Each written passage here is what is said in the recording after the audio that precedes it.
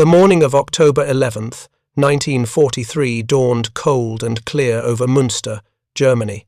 Oberleutnant Franz Stigler sat in the cockpit of his Focke-Wulf 190, watching the contrails form at 28,000 feet. He'd flown 67 combat missions, shot down British Spitfires and American Thunderbolts, and survived when many of his squadron mates had not. He understood the rhythm of aerial combat over the Reich, the careful dance of altitude advantage, the calculated risks of the boom and zoom attack, the reassuring growl of his BMW radial engine beneath him. But on this particular morning, scanning the sky for the expected formations of B-17 bombers, Stigler saw something that violated every principle of fighter design he'd been taught at flight school. Two aircraft approached from the west at impossible speed, their silhouettes wrong in every dimension. They had twin booms, twin tails, a central nacelle suspended between them like some engineer's fever dream. And they were diving faster than anything Stigler had ever seen dive before. 440 miles per hour in a near-vertical plunge, their Allison engines screaming, closing the distance to his formation in seconds rather than minutes. Stigler's wingman broke left instinctively, but the lead American fighter he would learn later, it was called the P-38 Lightning, rolled inverted and followed the maneuver with terrifying precision, its nose-mounted guns converging every tracer round into a single point of impact. The wingman's Focke-Wulf disintegrated in a cascade of aluminum and fire. Stigler shoved his throttle forward and dove, the fundamental defensive maneuver that had saved German pilots since Spain. But the twin-boomed nightmare followed him down, not only matching his dive but accelerating through it, the gap between them shrinking despite every trick Stigler knew. For the first time in his career, Franz Stigler experienced something he'd only seen in the eyes of Allied pilots he'd outmaneuvered, the sick certainty that his aircraft was simply, fundamentally, inadequate for the fight he was in. If you're enjoying this deep dive into the story, hit the subscribe button and let us know in the comments from where in the world you are watching from today.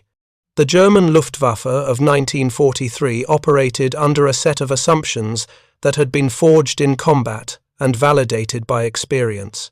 Their fighters, the Messerschmitt Bf 109 and the Focke-Wulf 190, represented the pinnacle of European aeronautical engineering, machines that had dominated the skies over Poland, France, and the Low Countries. German pilots were taught that American aircraft represented a predictable trade-off. The Americans built for quantity and ruggedness, sacrificing performance for ease of production. The Republic P-47 Thunderbolt, which had begun appearing over Europe in early 1943, fit this paradigm perfectly. It was large, heavy, well-armoured, and powered by a massive radial engine that made it easy to spot and relatively straightforward to engage. German tactical doctrine emphasized altitude advantage and energy management, climb above the enemy, dive to attack, extend away using superior speed, climb back to altitude, repeat. This worked against the Thunderbolt, which, while fast in a dive, climbed laboriously and turned like a freight train. The British Spitfire presented different challenges, exceptional turning ability, good climb rate, but German pilots understood its limitations too: short range, relatively light armament, vulnerability at high altitude, where the thin air degraded its Merlin engine's performance. Then the Lockheed P-38 Lightning arrived in the European theatre of operations in August of 1942, and nothing about it made sense according to the established rules. It was a twin-engine fighter, which according to German doctrine meant it should be slow, unmaneuverable, suitable only for night fighting or long-range reconnaissance. The only twin-engine fighters the Luftwaffe operated the Messerschmitt Bf 1-10 and the Messerschmitt Me 2-10 were indeed relegated to these secondary roles, too heavy and sluggish to dogfight with single-engine opponents. But the P-38 didn't behave like a twin-engine fighter. It dove like a meteor, it climbed like it was on rails, and perhaps most disturbing of all, it appeared where no fighter should be able to appear, escorting bomber formations deep into Germany, hundreds of miles from their bases in England, with fuel to spare for combat. The Lightning carried its pilot in a central nacelle, with an Allison V1710 engine mounted in each boom, each turning a three-bladed propeller in opposite directions to cancel out torque effects. This configuration meant the aircraft had no engine in front of the pilot, no propeller arc to fire through.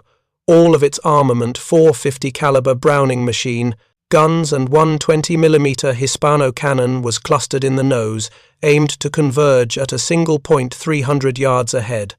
When a P-38 pilot pulled the trigger, he didn't spray bullets in the rough cone pattern of a wing-mounted gun system. He drilled a concentrated stream of fire into whatever occupied that convergence point, the ballistic equivalent of a surgeon's scalpel compared to the shotgun spread of conventional fighters. The Lockheed design team, led by Hall Hibbard and Clarence Kelly Johnson, had created the P-38 inches response to a 1937 Army Air Corps specification, calling for a high-altitude interceptor capable of 400 miles per hour at altitude and able to reach 20,000 feet in 6 minutes. This was an extraordinary requirement for its time.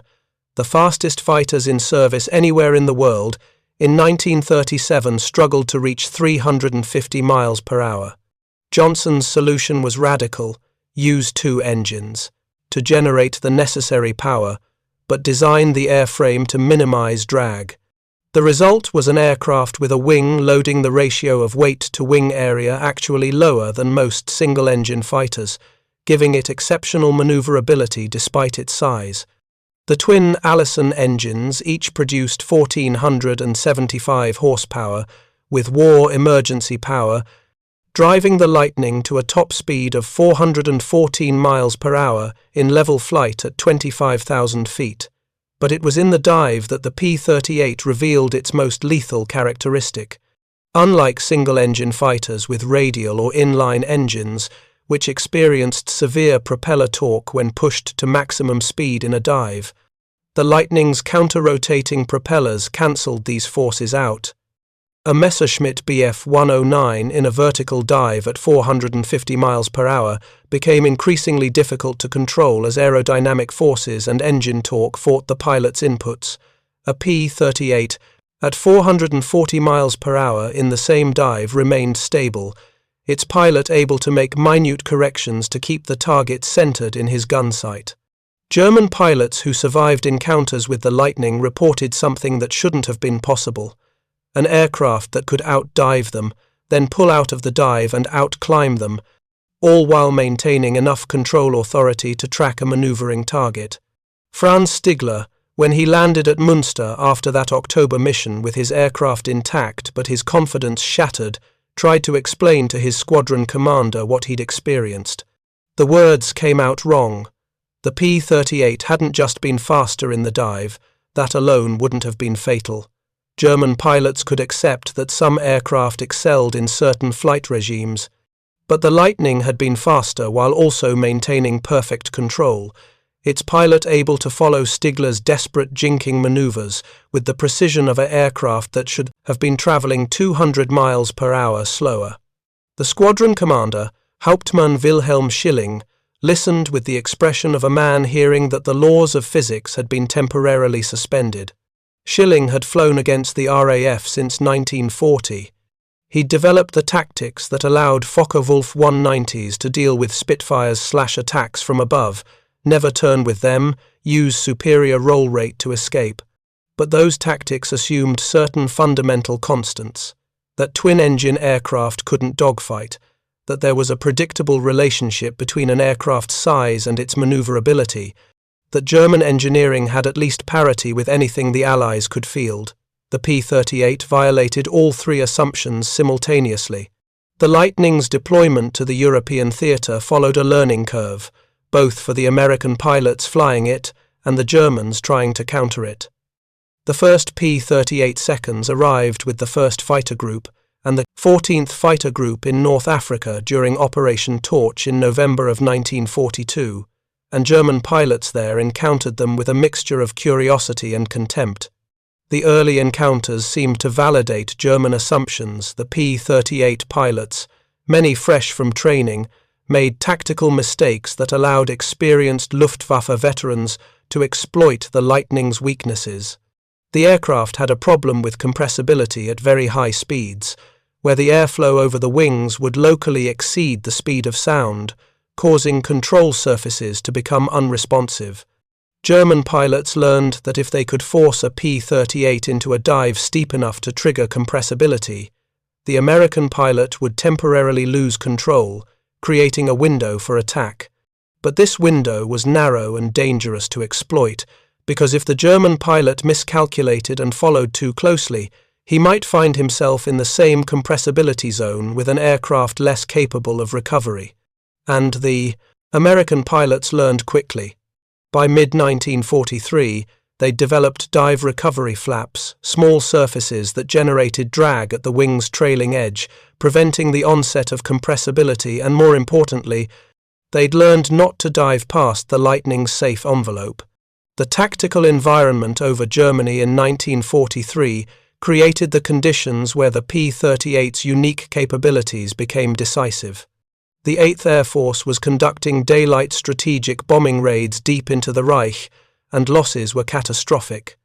In a single week, in October of 1943, the week that included the Schweinfurt-Regensburg raids, the 8th lost 148 heavy bombers, over 1,400 crew members killed, wounded, or captured. The bombers needed fighter escort, but the Republic P-47 Thunderbolts, despite their toughness and firepower, simply didn't have the range to accompany the bombers all the way to targets in central Germany, back. The P-47's combat radius was about 230 miles, which left the bombers unescorted for the most dangerous portions of their missions. The P-38, with its efficient high-altitude engines and massive fuel capacity, 410 gallons internally, plus drop tanks that could add 300 more, could escort bombers 450 miles from base, fight for 20 minutes over the target, and return. For the first time, German interceptor pilots found American fighters waiting for them at locations where fighters simply shouldn't exist. The psychological impact of this development cannot be overstated. German fighter tactics relied on predictability, knowing where the enemy escorts would turn back, having a sanctuary zone where bomber formations could be attacked without fighter interference. The P-38 groups eliminated that sanctuary. Suddenly, Luftwaffe pilots attacking bomber formations over Hanover or Brunswick would find themselves engaged by twin-boomed fighters that shouldn't have had enough fuel to reach that far inland, let alone fight. Hauptmann Heinz Knoke, flying with Jagdgeschwader 11, recorded in his diary the creeping realization that the operational calculus had changed. On November 5, 1943, his unit intercepted a bomber formation targeting Gelsenkirchen. The attack proceeded, normally climb to altitude, position for a head-on pass against the bombers, commit to the attack, break away before the bombers' defensive fire became too concentrated. But as Knoke's Schwarm, a 4-aircraft formation, pulled up from their attack run, P-38 seconds from the 55th Fighter Group fell on them from above, using their altitude advantage to build speed in the dive. Knoke's wingman, Lieutenant Gustav Freilinghaus, went down in the first pass, his Messerschmitt Bf 109 simply disintegrating under the concentrated fire of the Lightning's nose guns. The convergence pattern of those guns meant that, when a P-38 pilot's aim was true, every round struck within a few feet of every other round. There was no spread, no wasted ammunition, just devastating impact on a single point of the target aircraft's structure. Knoke dove for the deck, using the one reliable escape tactic against the Lightning: get low and stay low. The P-38's turbochargers, which gave it excellent performance at altitude, were less effective near ground level, and the aircraft was notoriously easy to spot from a distance due to its distinctive silhouette. But this tactical retreat, abandoning the bombers to attack lower-value targets or simply survive, represented a strategic defeat. The bombers, after all, were reaching their targets and dropping their bombs, while German fighters fled from their escorts. The technical specifications of the P-38 made it particularly difficult to counter with conventional tactics. The aircraft's wing had a span of 52 feet, relatively large for a fighter, giving it a wing loading of just over 53 pounds per square foot when loaded for combat. For comparison, the Focke-Wulf 190, considered one of the best handling fighters in the German inventory, had a wing loading of 44 pounds per square foot, and the Messerschmitt Bf 109 had 55. This meant the Lightning could turn with or nearly with its single-engine opponents, despite being substantially larger and heavier. The P-38G model, which began reaching Europe in numbers by early 1944, weighed 17,779 pounds at maximum takeoff, weight nearly twice the weight of a Bf 109. Yet its power-to-weight ratio, with both engines generating combined output of nearly 3,000 horsepower, gave it a rate of climb of 4,100 feet per minute at sea level. A Bf 109 G6, the primary German interceptor variant in service during this period, climbed at 3,900 feet per minute under optimal conditions. The numbers were close enough that pilot skill and tactical positioning mattered more than raw performance, but they demolished the assumption that large twin-engine aircraft were inherently inferior in air combat. German intelligence reports on the P-38 reveal a grudging respect mixed with frustration. A Luftwaffe tactical assessment from December 1943, captured by Allied forces after the war, describes the Lightning as an extremely dangerous opponent at altitude, with performance superior to our best fighters between 22,000 and 30,000 feet. The concentration of armament in the nose eliminates the ballistic problems of wing-mounted guns and makes even brief firing passes potentially lethal. Pilots report that the aircraft's twin-boom design makes it difficult to judge distance and aspect angle during combat, leading to misestimation of deflection angles during gunnery passes. This last point was particularly significant. The unfamiliar shape of the P-38 created optical illusions that threw off the instinctive judgments German pilots had developed through years of combat against conventionally configured aircraft. An attacking Luftwaffe pilot would estimate the Lightning was farther away than it actually was, or would misjudge its angle of bank during a turn, leading to missed shots and failed interceptions. The human brain, it turned out, was calibrated to process the visual cues of single-engine, single-fuselage fighters, and the P-38's unconventional layout exploited this cognitive bias. The nickname Der Gabelschwanz-Teufel, the fork-tailed devil, is often attributed to German pilots, though its provenance is disputed by historians. Some research suggests the term was primarily an invention of Lockheed's marketing department, used for propaganda purposes, but not widely employed by actual Luftwaffe personnel. What is documented in German pilot accounts is more mundane but more telling.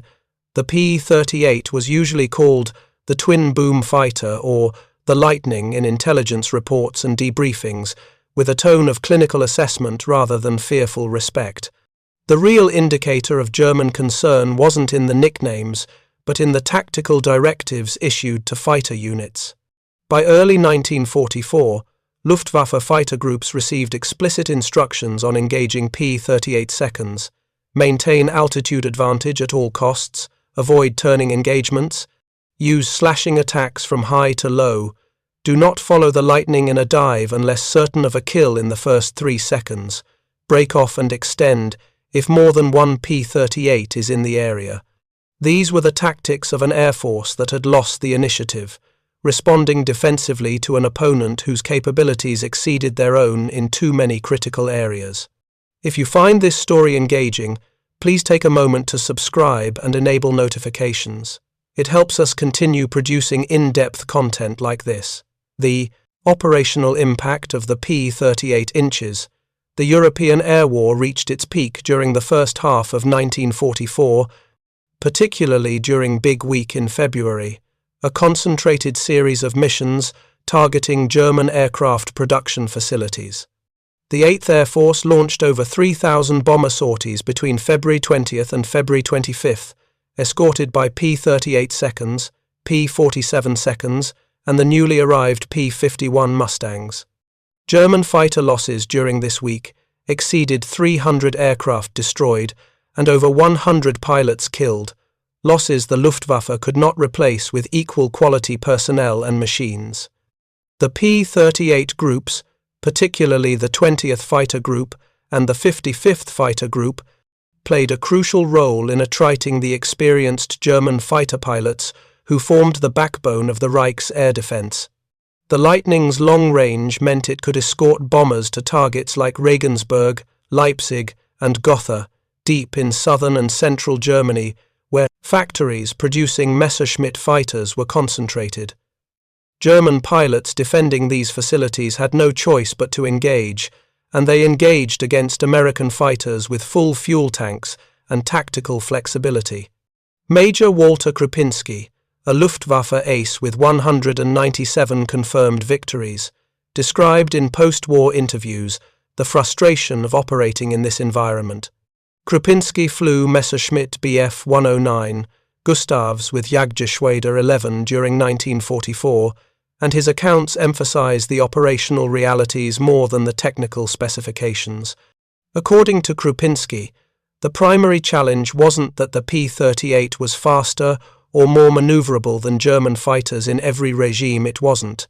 The challenge was that it was competitive enough across most performance envelopes, while also being present in overwhelming numbers at the times and places where it mattered most. A German pilot might successfully evade one P-38 through superior tactics, only to find himself engaged by two more who'd been providing high cover. The Americans had figured out what the Luftwaffe had known since the Battle of Britain. Altitude advantage and numerical superiority could overcome modest disadvantages in individual aircraft performance. But the Luftwaffe in 1944 had neither altitude advantage nor numerical superiority. They were fighting over their own territory against an enemy with enough fuel to loiter at 30,000 feet, waiting for German interceptors to climb up from lower altitudes where they'd been scrambled by radar warning. The P-38's nose armament configuration, while devastating when hits were achieved, had its own challenges. The convergence point where all 5 guns aimed to meet was typically set at 300 yards, which meant the Lightning pilot needed to be at exactly the right distance for maximum effect. Too close, and the bullet streams hadn't yet converged. Too far, and they'd begun to spread again. Experienced German pilots learned to exploit this by forcing P-38 seconds into very close-range encounters where the American pilot either had to fire at suboptimal convergence or maneuver to re-establish the correct range, creating opportunities for the German to escape or counterattack. But this tactic required split-second timing and nerves of steel, because closing to within 100 yards of a P-38 meant entering the kill zone, where even poorly converged fire from 450 caliber machine guns and a 20mm cannon would likely cause catastrophic damage. Most German pilots, faced with this choice, chose to disengage rather than risk the close approach. The Lightning's performance at altitude stemmed from its turbocharging system, which allowed the Allison engines to maintain their rated power output even in the thin air above 25,000 feet. The Messerschmitt Bf 109 used a mechanically driven supercharger, which worked well but consumed engine power to operate, reducing the net power available at the propeller shaft. The Focke-Wulf 190's BMW engine used a similar system. The P-38's turbochargers were driven by exhaust gases, waste energy that would otherwise be lost, making them more efficient at altitude. This gave the Lightning a critical advantage in the vertical plane. If a German pilot tried to escape by climbing, the P-38 could follow. If he tried to dive, the P-38 could follow faster. The only reliable escape was to exploit the Lightning's turning radius at low altitude and low speed, where the wide-span wings and heavy weight worked against it. But reaching that regime required surviving the initial engagement and successfully disengaging no small feat against a competent P-38 pilot. Lieutenant Otto Schulz, flying with Jagdgeschwader 26, recorded in his diary an encounter over northern France in March of 1944 that illustrates the problem. Schulz, an experienced pilot with 32 victories, bounced what he thought was an isolated P-38, escorting a reconnaissance variant at 18,000 feet. He used proper tactics, came out of the sun, built speed in the dive, lined up for a deflection shot. But the P-38 pilot saw him coming, probably warned by wingmen Schulz hadn't spotted, and the Lightning simply accelerated away in a shallow dive, opening the distance too rapidly for Schulz to close. When Schulz followed, committing to the chase, 2 more P-38 seconds dropped on him from above. The reconnaissance escort had been bait, and he'd taken it. Schulz escaped only because the American pilots broke off the pursuit at low altitude, probably concerned about flak from German positions along the coast. They didn't even need to be better pilots. Schulz wrote that evening, "The aircraft did half their work for them." This assessment, while coloured by frustration, contained a truth that German fighter pilots increasingly confronted.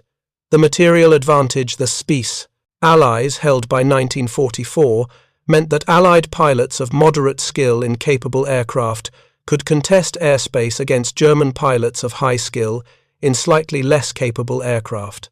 The cumulative effect of hundreds of these encounters was the steady degradation of the Luftwaffe's operational effectiveness.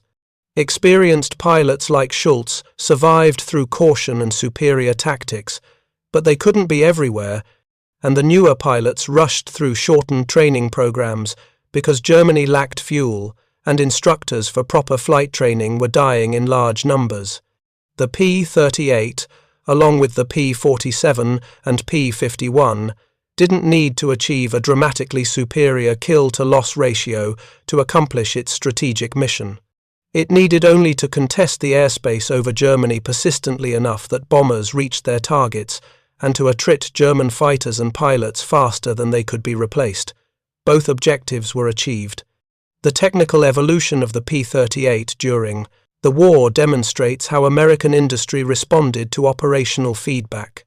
The P-38J model, which entered service in August of 1943, incorporated powered ailerons to improve roll rate, enlarged oil coolers to reduce engine overheating, and increased fuel capacity to 300 gallons internal and up to 600 with drop tanks. The P-38 liters, arriving in June of 1944, added dive recovery flaps as standard equipment, solving the compressibility problem that had claimed several aircraft and pilots. These modifications were based on combat reports from pilots in the field, with changes designed, tested, and implemented in a matter of months. Lockheed's production lines in Burbank, California, built 9,923 P-38 seconds between 1941 and 1945, with peak production reaching 37 aircraft per day in early 1944. German factories, by contrast, struggled to replace losses at all. Messerschmitt produced approximately 35,000 Bf 109 variants across all models from 1936 through 1945, but production in the final 2 years was hampered by Allied bombing, material shortages, and the dispersal of manufacturing to smaller facilities vulnerable to disruption. The qualitative gap between American and German fighters narrowed in some respects as the war continued. The Focke-Wulf 190D9, introduced in September of 1944, was an excellent aircraft by any standard, but the quantitative gap widened to the point where quality couldn't compensate. Franz Stigler, the pilot whose encounter with P-38 seconds over Münster opened this account, survived the war. His records show 64 more combat sorties after October 1943, with 4 additional confirmed victories and 3 probable. He was shot down twice, both times managing to bail out and return to his unit. In post-war interviews, conducted by aviation historians in the 1960s, Stigler was asked what moment during the war made him realize Germany would lose. He didn't mention Stalingrad, or the invasion of Normandy, or the Soviet advance into Prussia. He mentioned the October mission over Münster, when he understood that American factories were producing twin-engine fighters that outperformed German single-engine fighters, producing them in such numbers that they could escort bombers anywhere over the Reich, and doing it while also supplying the Pacific Theater, the Mediterranean, and the Russian front through Lend-Lease. The P-38 wasn't just an aircraft, Stigler said. It was evidence of industrial capacity we couldn't match. If they could build something that complex in those quantities, we'd already lost. The psychological impact of this realization rippled through the Jagdwaffe, the Luftwaffe's fighter arm, during 1944. Pilots who'd begun the war confident in German technological superiority found themselves flying aircraft that were technically proficient but materially inadequate, facing opponents whose training might be inferior but whose equipment was better and far more numerous. This wasn't the narrative they'd been sold. The propaganda of the Third Reich emphasized German ingenuity, superior fighting spirit, the weakness of democratic societies that couldn't match German discipline and will. The P-38 Lightning, diving out of the sun at 440 miles per hour with guns blazing, was a kinetic refutation of that propaganda, a machine that existed because American engineering was excellent, American industrial capacity was vast, and American pilots, while perhaps less experienced individually, were numerous enough and skilled enough to leverage their material advantages effectively. The Lightning's operational career in Europe effectively ended after D-Day, not because it was inadequate, but because the P-51 Mustang proved superior for the escort role in several key respects. The Mustang had longer range with drop tanks, better performance at low altitude where much of the fighting occurred after the invasion, and was simpler to maintain. The P-38 groups transitioned to ground attack roles, where the aircraft's heavy armament and stability made it effective at strafing and skip bombing. But the Lightning's impact on the air war over Germany in 1943 and early 1944 was decisive. It appeared at the moment when the 8th Air Force's daylight bombing campaign was on the verge of collapse due to unsustainable losses, and it gave bomber crews the deep penetration escort they needed to reach targets in central and southern Germany. The psychological effect on German fighter pilots of encountering American escorts where none should be able to operate cannot be quantified in loss ratios or sortie counts, but it shows up in the tactical directives that increasingly emphasized caution, disengagement, and survival over aggressive engagement. By the summer of 1944, Luftwaffe fighter doctrine prioritized attacking bombers only when American escorts were absent or out of position, a fundamentally defensive posture for an air force tasked with defending the Reich's industrial capacity from strategic bombing. The final accounting of the P-38's effectiveness in Europe is disputed among historians, in part because the aircraft served in multiple theaters with different opponents and different operational conditions. In the Mediterranean theater, where it first saw combat in numbers, the Lightning achieved kill ratios exceeding 2-to-1 against Italian and German opponents. In the European theater proper, the ratio was closer to 1-to-1, respectable but not dominant, but these numbers obscure the strategic impact. The P-38 wasn't designed to achieve air superiority through overwhelming tactical dominance. It was designed to escort bombers to distant targets and return, denying German fighters the opportunity to savage the bomber streams without facing opposition. In this mission, it succeeded. The presence of P-38 seconds over German cities in 1943 and early 1944 forced the Luftwaffe to commit to battles under unfavorable conditions, attriting their experienced pilot corps at rates that couldn't be sustained. When the P-51 Mustang arrived in large numbers and took over the long-range escort mission, it built on the foundation the Lightning had established the precedent that American fighters could and would appear anywhere over Europe, making every engagement a potential disaster for German interceptors who could no longer count on sanctuary zones or numerical superiority. The men who flew the P-38 combat remembered it with mixed feelings. It was fast, well-armed, and capable of absorbing significant battle damage thanks to its redundant engines and robust structure. But it was also mechanically complex, prone to engine problems in cold weather, and demanding to fly at the edge of its performance envelope. Pilots who mastered the Lightning's quirks loved it. Those who didn't often found themselves struggling with an aircraft that punished mistakes. The German pilots who faced it remembered different things: the distinctive silhouette that meant trouble, the terrifying dive attacks that seemed to come from nowhere, the concentrated firepower that could shred an aircraft in a 2-second burst. Above all, they remembered what it represented: the moment when the technological and industrial balance of the war shifted irreversibly against Germany, when the gap between what German propaganda claimed and what German forces encountered in the field became too wide to ignore. Heinz Nock, whose diary entries from 1943 captured the day-to-day reality of Luftwaffe fighter operations, survived the war and eventually became a successful businessman in West Germany. In his published memoir, I Flew for the Führer, he reflected on the progression of Allied fighter capabilities over his 3 years of combat flying. Each aircraft type told us something about our enemy's capacity, Knock wrote. The Spitfire told us the British could design elegant fighters with excellent performance. The P-47 told us the Americans valued pilot survival and firepower. But the P-38 told us something more disturbing. They could build a twin-engine fighter that performed like a single-engine fighter, in numbers large enough to be everywhere at once. That was the moment I understood we were fighting an opponent with resources we couldn't begin to match. The understanding came too late to change the outcome, but it came with the crushing weight of certainty.